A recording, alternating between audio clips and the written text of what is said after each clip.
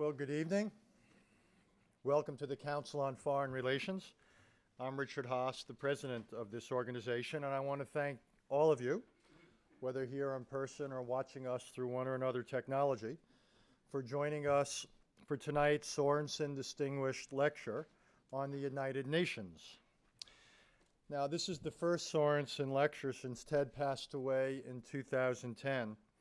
So what I'd like to do for a minute is recognize some of his contributions to this institution and to this country. He would often joke about many things, but one of the things Ted would joke about with that is on his epitaph, his name would be misspelled, and that it would simply say something to the effect that he had been President John F. Kennedy's speechwriter or alter ego or something along those lines. And to be fair, historians could perhaps be forgiven for focusing on those years because Ted played just such an important part of history that was really critical, not just for this country, but for the world. But that said, we here at the Council on Foreign Relations and beyond know that there was more to his career and much more to him than that. His many speaking appearances here at the Council on Foreign Relations over the decade covered not just issues like the Cold War, but also topics as varied as trade with Africa, peace in the Middle East, and my personal favorite, conflict resolution and political reform in Tajikistan. It was a veritable barn burner. I want to thank his wife, who's here with us tonight, Gillian, for her part in the establishment of this lecture series, and more broadly, being so generous with Ted's time over the years. We must have seemed like competition, I expect, every now and then. Ted was good enough to serve on the board of this organization and was really a central part of our intellectual community. He was also someone, perhaps the only person I know, who had the creativity and the courage to describe Pete Peterson, who at that point was the chairman of the board of directors, as a self-made man who worships his own creator.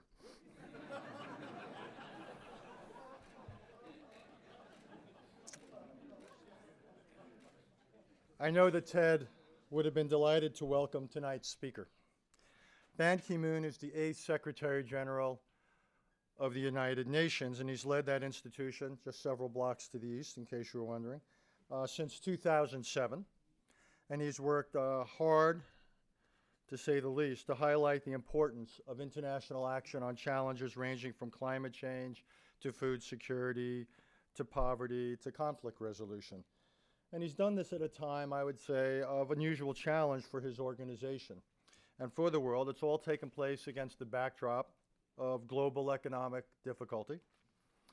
We've also seen the truly historic upheavals throughout the Middle East, and including but not limited to revolutionary change in Egypt and several other countries, a terrible civil war in Syria, and Iran's steady march toward developing the capacity to produce nuclear weapons. And then beyond the Middle East, a lot else has been going on, from the movement, if you will, of historical tectonic plates in Asia, in the Asia-Pacific region, which pose new challenges to regional and potentially global stability.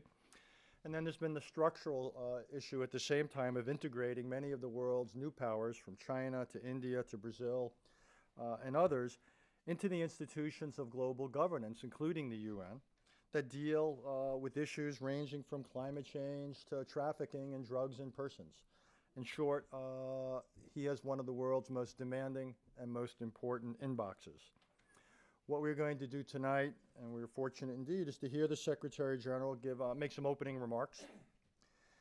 Then he will show considerable bravery of his own by being joined on stage by Christiane Amanpour, and one of the countries in the world's premier journalists associated with both CNN and ABC. And they will have a short conversation, and then he's agreed to open himself up to the questions of our membership who are with us tonight. So ladies and gentlemen, please join me in welcoming the Secretary General of the United Nations.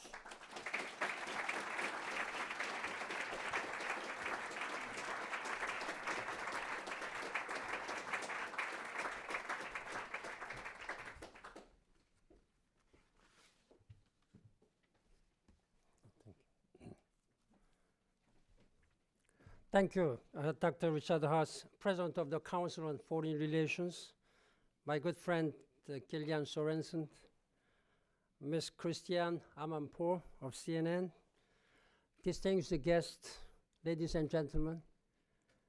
It's a great pleasure to be here with you today to share some of our thoughts about the current international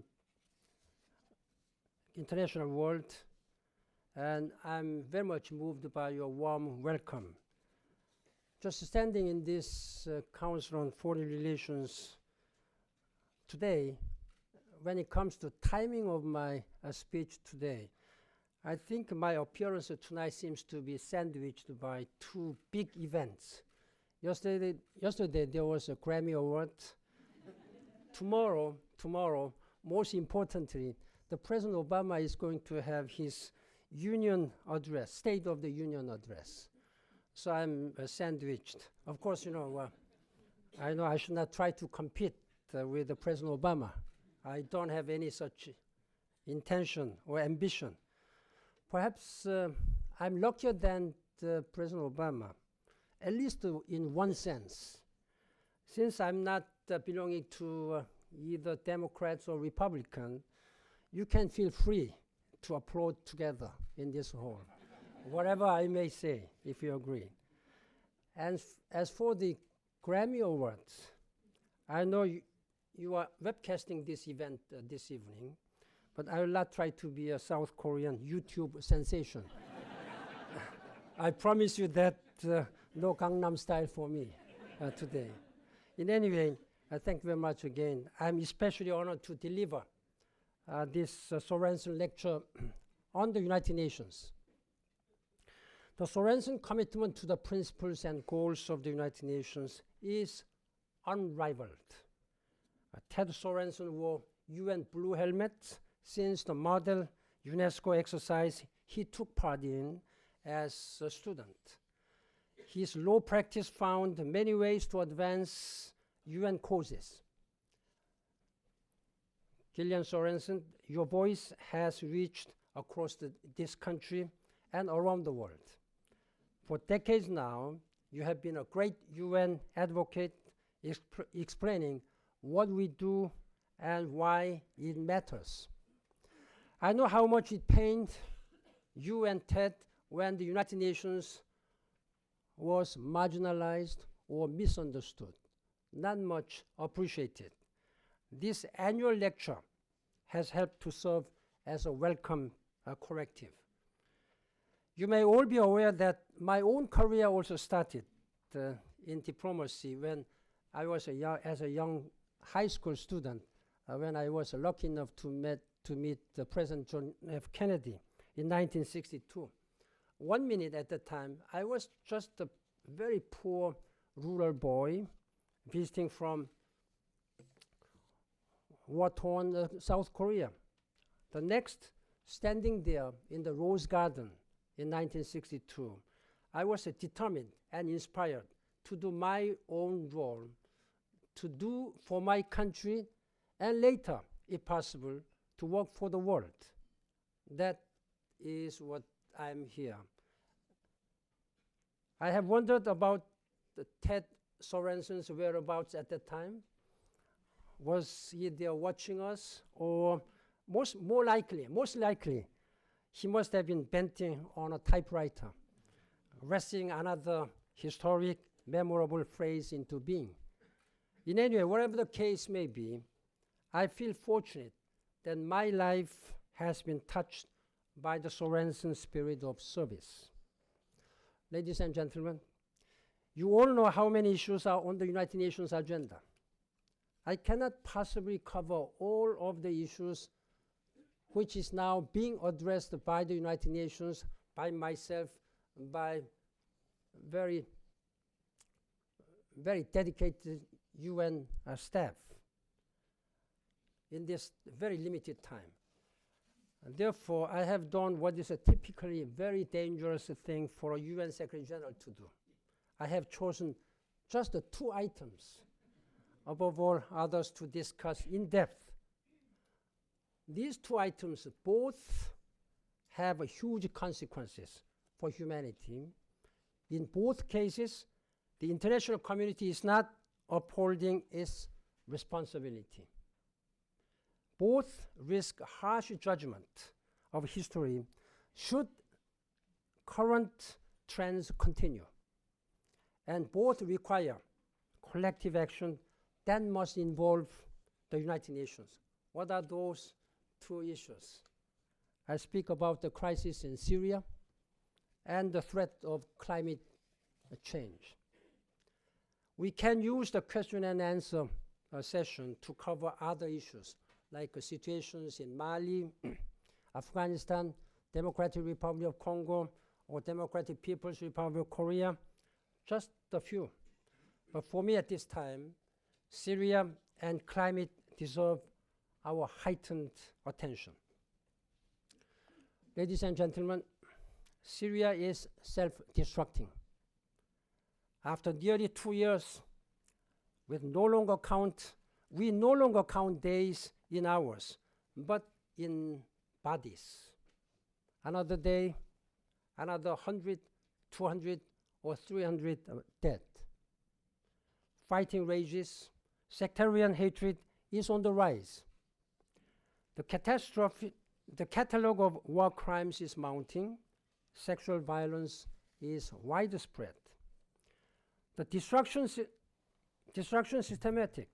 Syria is being torn apart, limb by limb. The political crisis has spread a humanitarian emergency. 4 million people, just 20% of total population of Syria, 1 out of 5, are in need of immediate humanitarian assistance. 750,000 have fled the country, straining Syria's neighbors and further risking regional instability.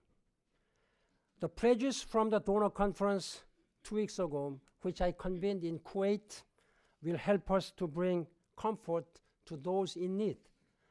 But it can never be enough, however, to treat the symptoms of conflict. Our responsibility is to get to the roots and make the violence stop. But for the moment, divides rules the day. Inside Syria, in the region, in the United Nations Security Council. The Syrians are not ready to talk to one another. The regime remains as repressive as ever. The situation cries out for action by the Security Council, in particular. As a joint special representative, Dr. Lakhdar Brahimi has said, the Council cannot simply wait for divisions to evaporate. That guarantees not only more violence, but the very disintegration of the country, and the possibility that Syria could become an arena for competing national and regional forces, government and non-state actors alike. The Security Council must no longer stand on the sidelines, deadlocked, silently witnessing the slaughter. It must be willing, at long last, to come together and establish the parameters for the democratic transition that can save Syria. The offer by National Coalition leader Muaz al-Khatib to open discussions with representatives of the Syrian government is an opportunity they should not miss. A chance to switch from a devastating military logic to a promising political approach. This was a courageous offer by Mr. al-Khatib. I urge both Syrian government and the Security Council to respond positively. We need to find a way towards negotiations between empowered government and opposition delegations that can make key decisions about the country's future, on elections, on constitutional reform, on accountability for victims of international crimes, on other steps needed to meet the people's legitimate aspirations. It is time for a clean break from Syria's past and for a decisive turn toward a future where Syrians are able to express their political views freely without fear of arbitrary arrest or killing. A Syria where human rights of all are protected. Let us also draw a broader lesson. In the Arab world and elsewhere, people want real change, not grudging cosmetic adjustment. Let us remember that whether countries are emerging from conflict or authoritarian rule, transitions will not be linear marches toward Jeffersonian democracy or Swiss-style tranquility. The road will be rocky. The cases of Myanmar, Timor-Leste, and Sierra Leone give some hope that patient, long-term engagement, consistent diplomacy can yield results.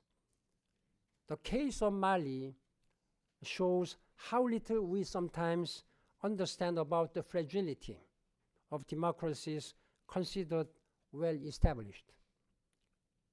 We must also resist the temptation to see the current troubles in Egypt or Libya as a proof that the old order was a better one. We can take some confidence from history that periods of post-revolutionary disorder are passing phenomena. But close and patient engagement will be crucial. The international community has a duty to accompany these transitions with meaningful contributions. Ladies and gentlemen, let me now turn to the gathering threat of climate change. Scientists have long sounded the alarm. Top-ranking military commanders and security experts have now joined the chorus. Yet the political class seems far behind. You all know the potential consequences. A downward global spiral of extreme weather and disaster, reversals in development gains, increases in displacement, aggravated tensions over water and land, fragile states tipping into chaos. Yet greenhouse emissions are rising faster than ever. Business as usual retains its hold. We must limit global temperature rise to 2 degrees centigrade. We are far from there. And even that is enough to cause dire consequences. If we continue along the current path, we are close to a 6-degree increase. That will be a catastrophe. Too many leaders seem content to keep climate change at arm's length and in its policy silo. Too few grasp the need to bring the threat to the center of global security, economic and financial management. It is time to move beyond spending enormous sums addressing the damage and to make the investment that will repay themselves many times over. Some countries are embracing the transition to a low-carbon, low-emissions future. They are adding electrical capacity through renewable energy and avoiding the need to build new coal power plants. The renewable energy industry created 1.5 million new jobs last year. The cost of wind power continued to fall. With the right enabling public policies, close to 80% of the world's energy supply could be met by renewables by mid-century. This is not an utopian or science fiction. It is current fact. My Sustainable Energy for All initiative aims to support and expand such efforts. The green economy is an essential insurance policy on investment in a safer future for all. A global climate change agreement would give us the engine we need to advance us decisively on this path. I welcome President Obama's due resolve to address climate change and give it high political priority. I'm reaching out to government and business leaders to mobilize the capital and the political will for a global, legally binding climate change treaty by 2015. World leaders have pledged to reach an agreement, and we must hold them to that promise. Ladies and gentlemen, before making my way to Christian Amanpour and your questions, let me violate my own rule, which I said only 2 items, mention 2 other issues of special urgency. First, the Israeli-Palestinian conflict. With the change in the air across the Middle East, it's long past time to resolve this conflict. We all know that a just and a permanent solution looks like. In the years ahead, we must stop finding excuses as to why the issues are too hard.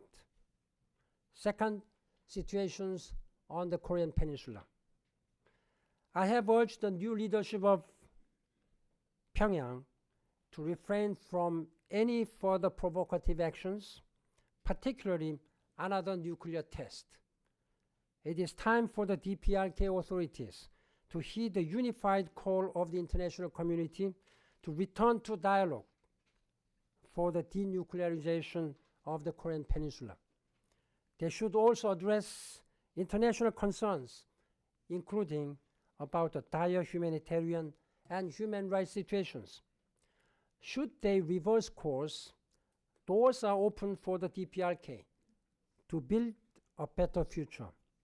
As the Secretary General of the United Nations, I stand ready to work with all concerned parties for peace and stability in the region.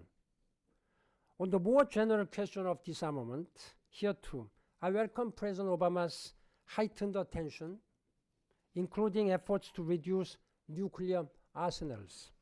For my part, I continue to press for steps to realize the goals of the 5-point plan I set out early in my first term. Later this week, Wednesday and Thursday, I will visit Washington, D.C. for talks on these and many other issues. I look forward to my discussions on Capitol Hill and with the Secretary of State, John Kerry.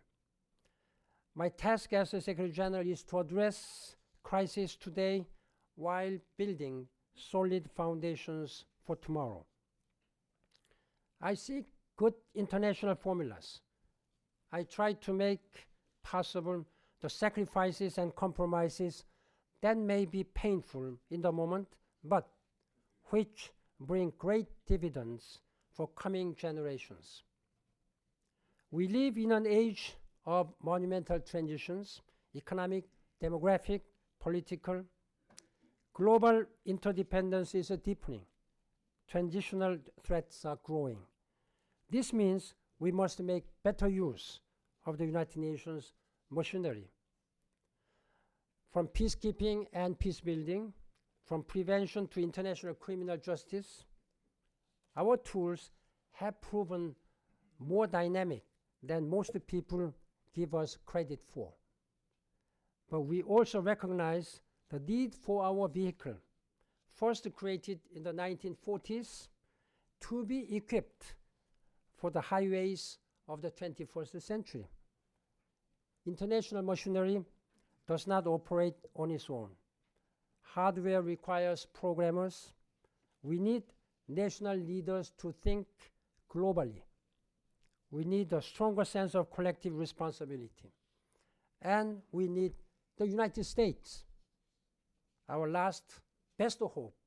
I quote, "That is how President Kennedy, with the help from Ted Sorensen, famously described the United Nations in his inaugural address.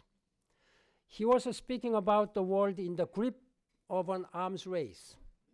Today, we face a race against the time. I look forward to the contributions that you in this room will make towards helping us reach our shared destinations, a safer, more just, and more sustainable world for all. I thank you for your attention. Thank you.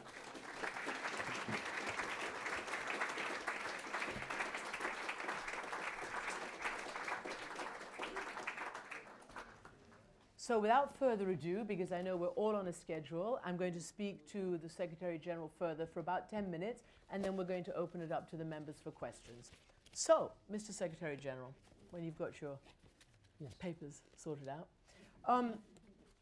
you said that, you know, often you worry that the UN has been marginalized and that people complain about that. You've spoken about how you don't measure days in hours anymore when it comes to Syria, but you measure them in bodies. And you're talking about Syria being torn limb from limb. So has the United Nations failed? Is this a failure of the international security system? I don't think the United Nations has failed. What I'm stressing is that international community must be united.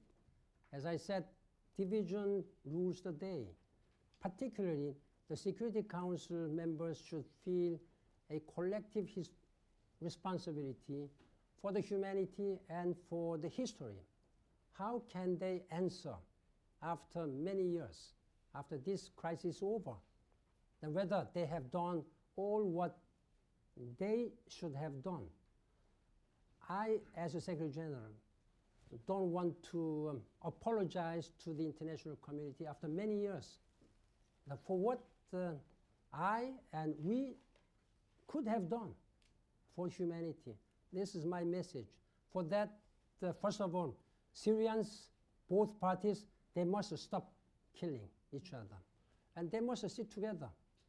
Now, there is a small window of opportunity for both opposition forces and Syrian government. Does your special representative, the joint envoy Lakhdar Brahimi, believe that there's a real opportunity for talks right now?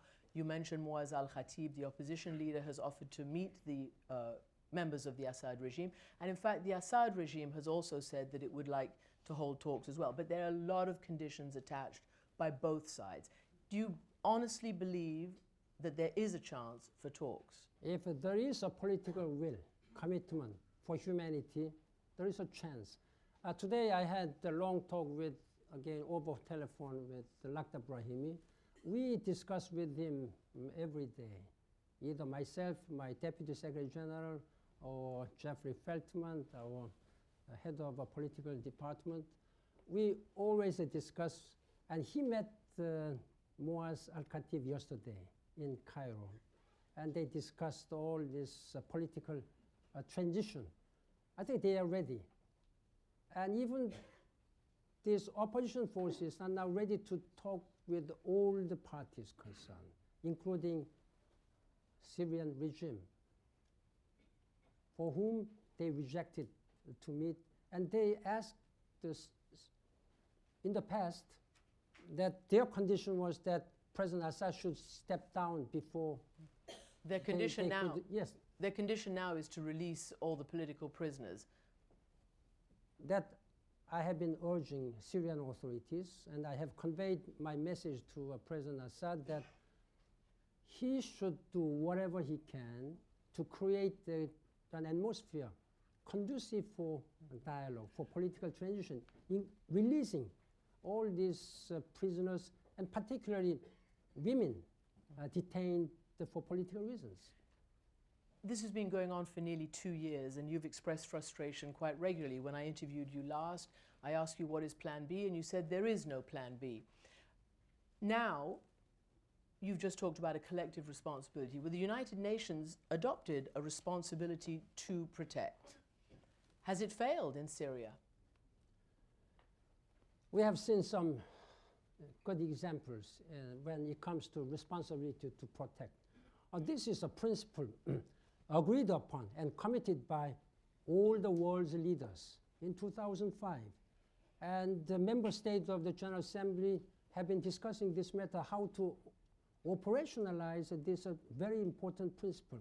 We have seen good successes in case of Cote d'Ivoire Yeah, but in and Syria, Libya. But Syria, it has not been applied. It has not well, right. So, been so, able to work. so has it failed? No, we are not working for failure. We are working for success. I know you're working for success.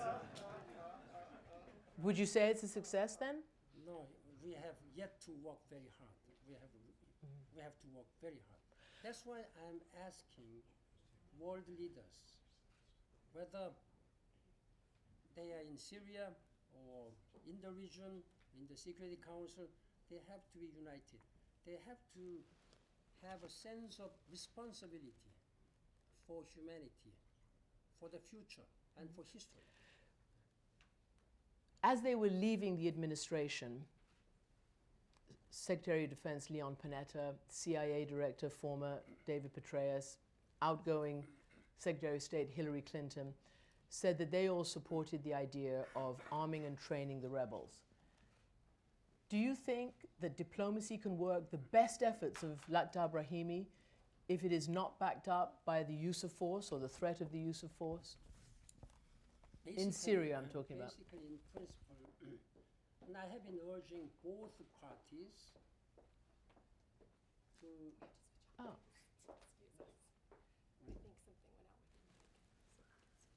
I'm sorry.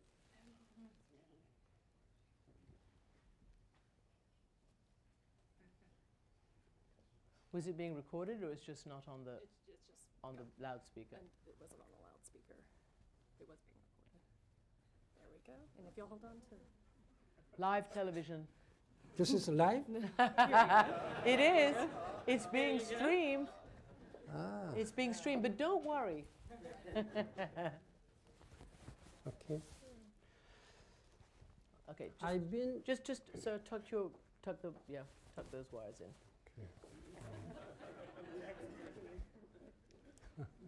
So in other words, as you seek to try to have your envoys accomplish some diplomacy, would it be much easier if it was backed up by the use of force? Basically, there is no military options. There is no military solution. Unfortunately, both sides seem to believe determinedly that they can win over the other by military means. But that's a wrong approach. All the pending issues should be resolved through a political dialogue. In the end, it's a political transition. I have been urging all the countries who may be providing arms to both sides, they should stop. Now, both sides must stop fighting each other. You know, look, that would be great, but it's just not going to happen until there's some kind of tipping point.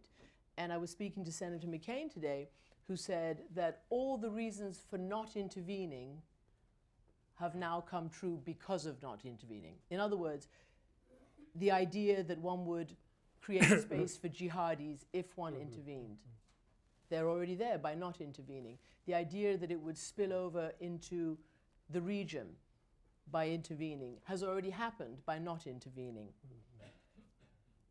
So I know that you don't appreciate or want the use of force, but how do you think this is going to stop? I mean, really? That's what Lakhdar Brahimi, and we are working very hard to talk with the parties concerned. Russia, United States, and members of the permanent members of the Security Council. They should have primary responsibility. And Lakhdar Brahimi has been meeting all the parties in the region, and including Security Council members. Let diplomacy, let dialogue prevail over military means. That's the best way, most practical way to save human lives. Yeah. As you mentioned, there are some 4 million Syrians in need of help inside Syria. There's about 750,000 who've crossed the borders. One of your senior UN officials told me the other day that it's very possible that some of the neighbors may slam the doors on these refugees. They're drowning in refugees. It's affecting their own stability. They can't cope. Is that a worry, or do you think all this money that you've gotten pledged in Kuwait is going to help? I'm extremely concerned about the current situation when it comes to humanitarian situation. In the absence of a political solution, the United Nations has been mobilizing all possible agencies and resources. That's why I decided to convene an international high-level donors conference where the member states have generously contributed more than $1.5 billion. But this is for up to only June, end of June.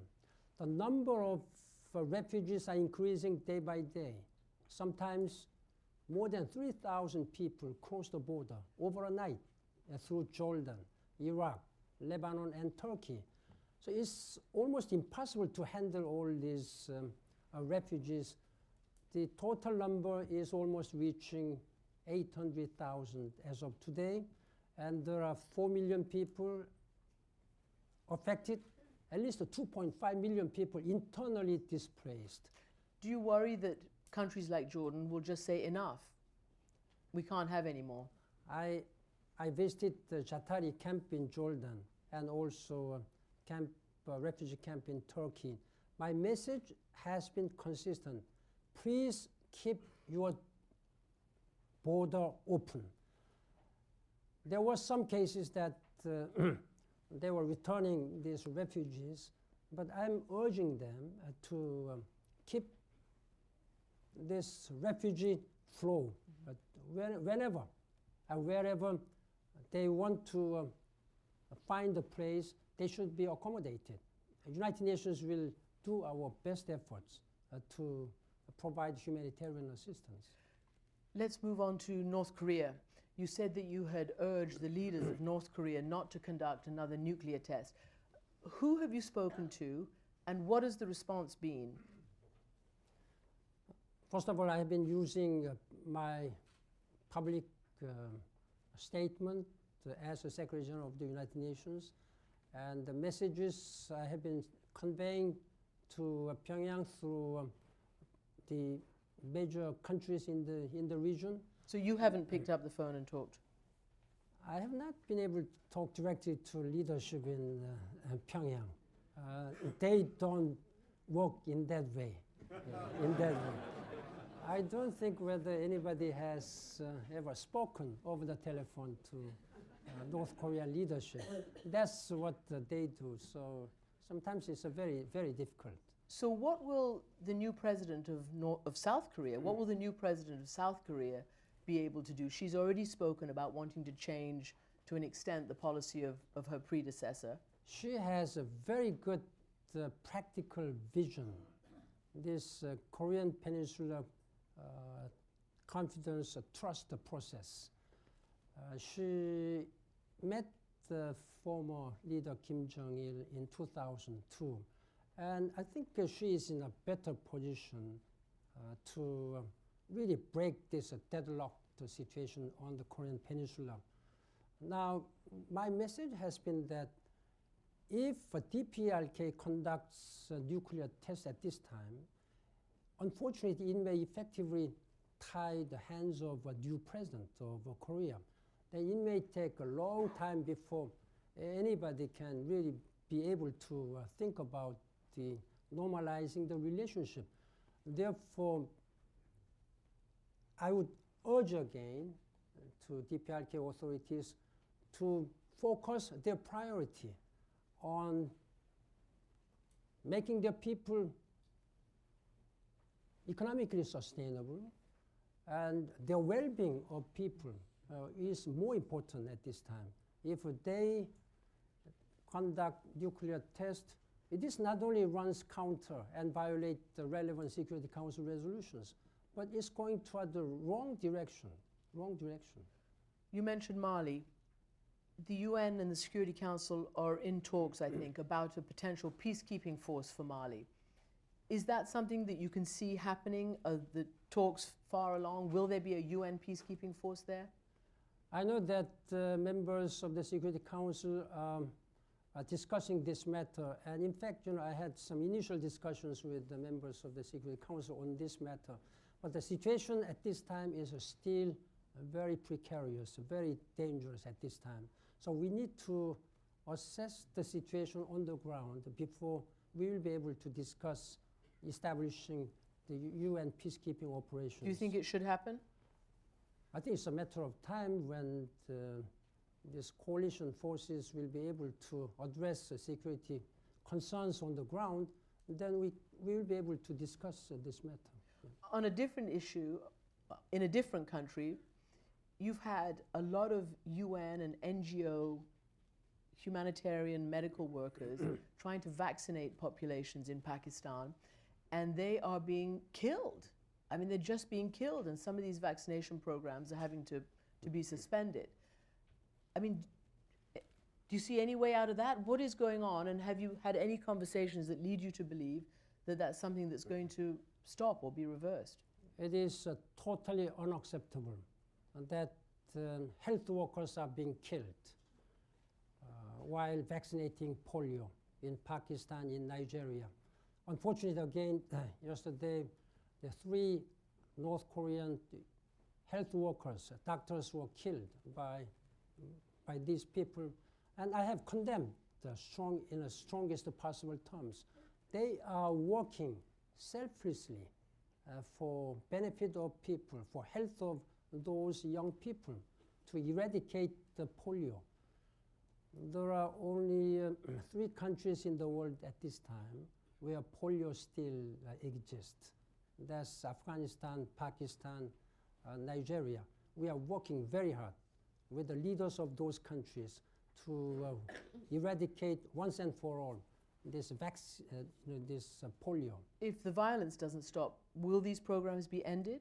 I think we will have to continue vaccinating these people to save their children's lives. Secretary- Otherwise, they will be dying needlessly.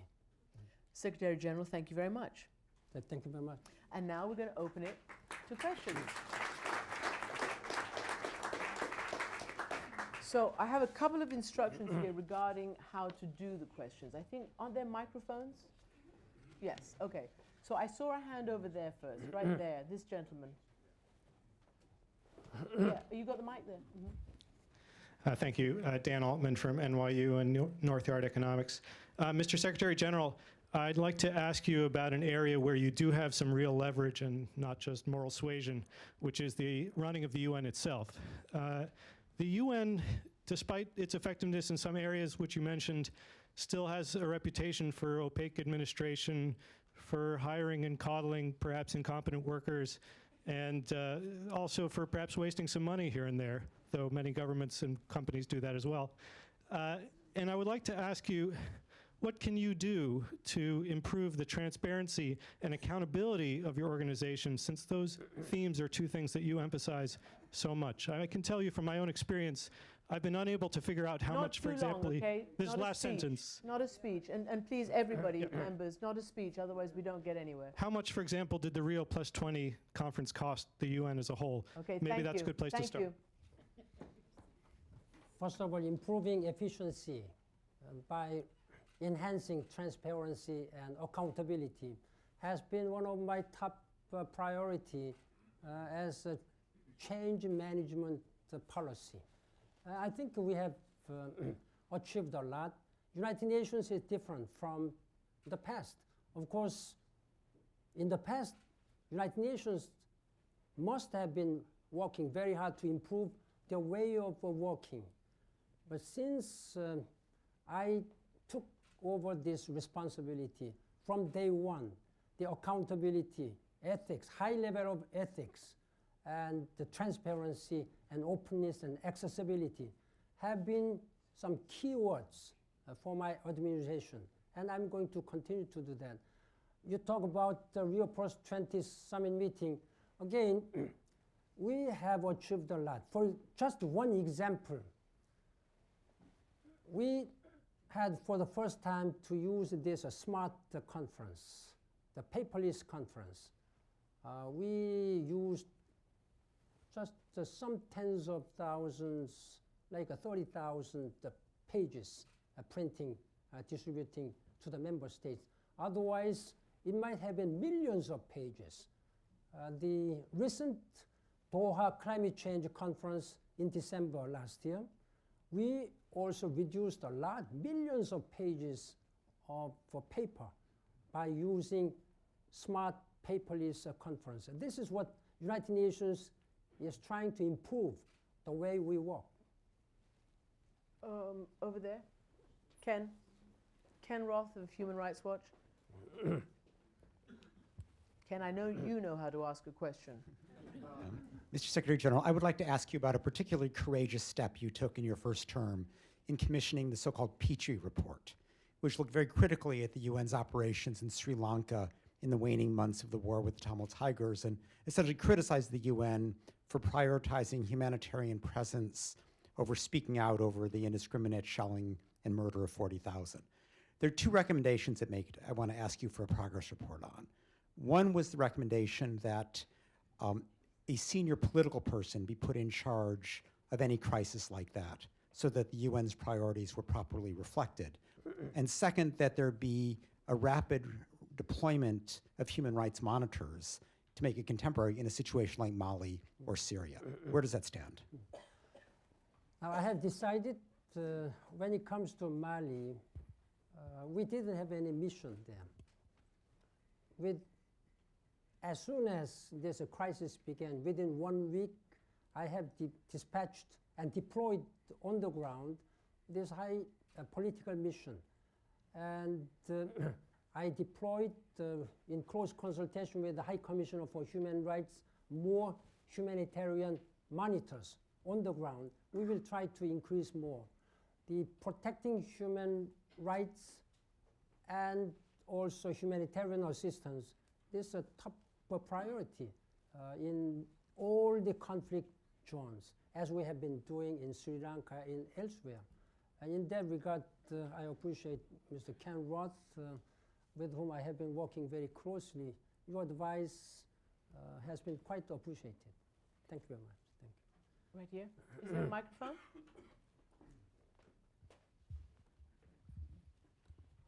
Felice Gear.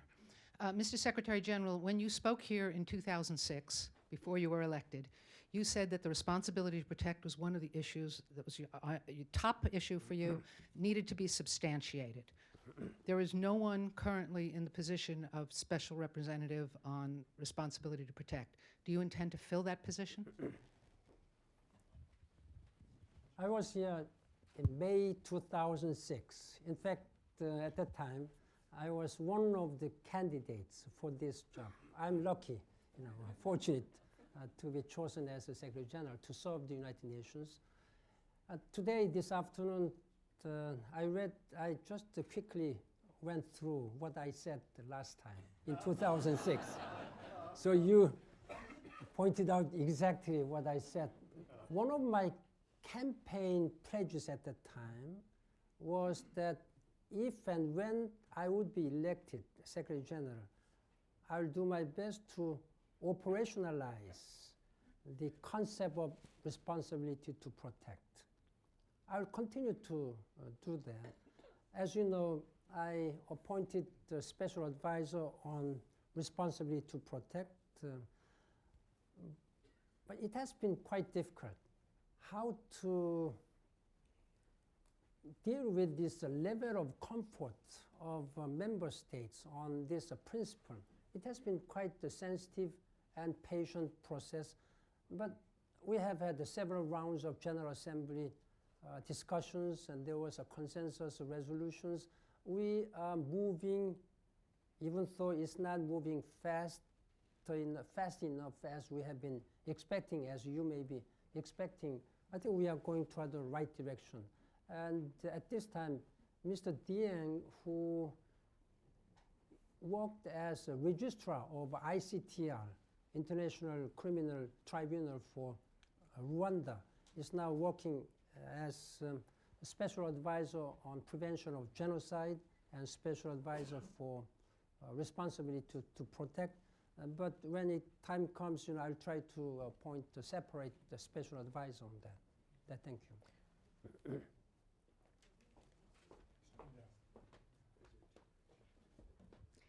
Evelyn Leopold, you say you're going to Washington. We happen to have a Congress that wants to cut the budget. The Republicans are not that happy with the UN. They will reflect some of the same criticism that the first questioner had, whether it's true or not. They don't very much like foreigners. Aside from your trip, what are you doing to promote the United Nations in the United States? I have been visiting Washington, D.C., and visiting and meeting the members of Congress, both House of Representatives and Senate. I'm going to have meetings with both Foreign Relations Committee in the Senate and in the House of Representatives. I believe that United Nations and United States share same goals and objectives. When UN was created, US played a crucially important role, in fact. Therefore, we need the support of the United States.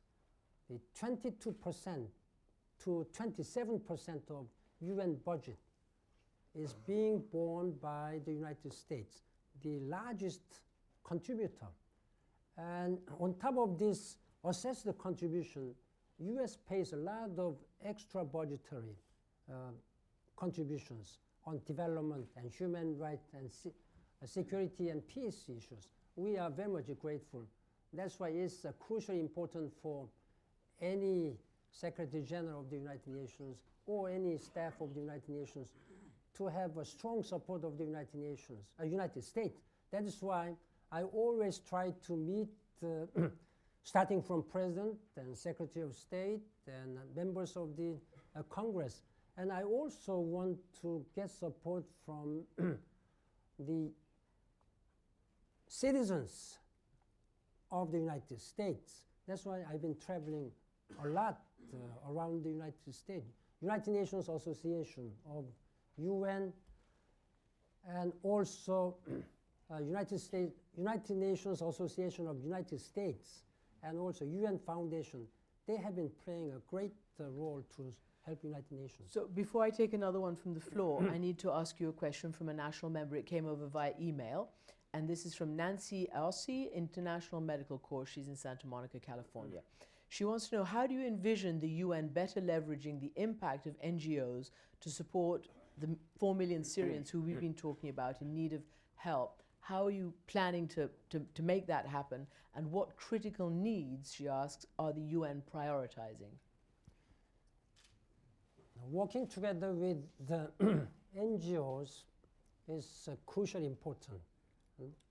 In case of Syria, we have a very limited access that we normally work together with Red Crescent of Syria and International Red Cross Society, ICRC, and International Red Cross Federation, Federation of Red Cross, and many other humanitarian related agencies and organizations.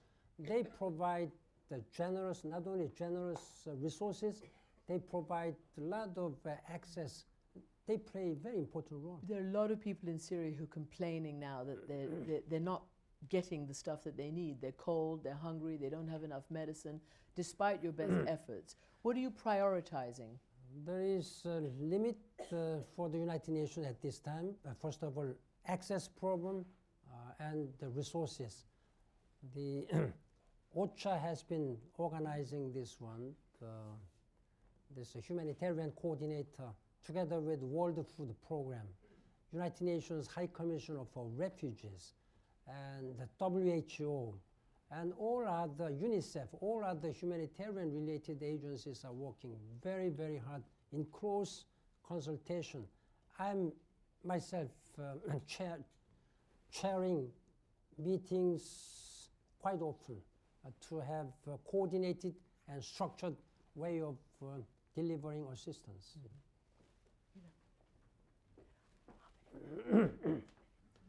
راغدة درغام الحياة. You have the tools to go to the Security Council when it is a difficult situation as it is right now on Syria and it's stuck. You, as Secretary General, can actually convene the Council on a matter so grave, or the membership of the General Assembly can go under United for Peace to the G8, the General Assembly, and do something about it. Is it time? When will it be time for Syria to do that? And why do you keep saying that there is no need for Jeffersonian or Swiss-like democracy in the Arab region? In that way, aren't you just endorsing a mitigated democracy? Why not? Why not demand that when they promised that by elections? The primary responsibility rests with the Security Council. At the same time, General Assembly also held several sessions to discuss this Syrian situation. However, I believe that the Security Council is fully aware of the importance and urgency and seriousness of this issue. Therefore, I'm urging always that Security Council should take a collective and urgent responsibility on this matter. We have time for one last question. You didn't finish her question about why you don't believe they have the right to Jeffersonian democracy. Jeffersonian democracy is ideal democracy, most ideal, but for Syrian people at this time, first and foremost, they have to stop this fighting, military fighting again. Yeah. One last question. Yes, sir, your hand is up. Michael Doyle, the chairman of your UN Democracy Fund Advisory Board from Columbia University.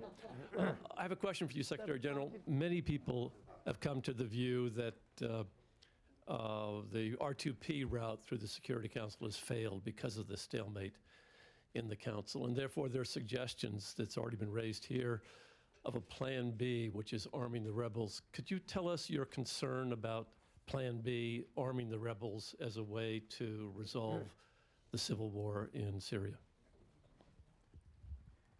I think from the beginning, this crisis began because of a wrong approach, that either side seemed to have thought that they would win and solve this problem through military means. It began with the Syrian government. When people were demonstrating, expressing their genuine aspirations through free expression, free will, then government repressed and responded by killing people. That brought this counter response by the opposition forces through violent means. Therefore, I believe that continuing this way, you cannot find any solution of this Syrian crisis. Therefore, without any condition, they must stop this fighting and engage in dialogue. That's the only viable solution at this time. Just arming either side, opposition forces and Syrian side, by the countries concerned, this will only deteriorate the situation.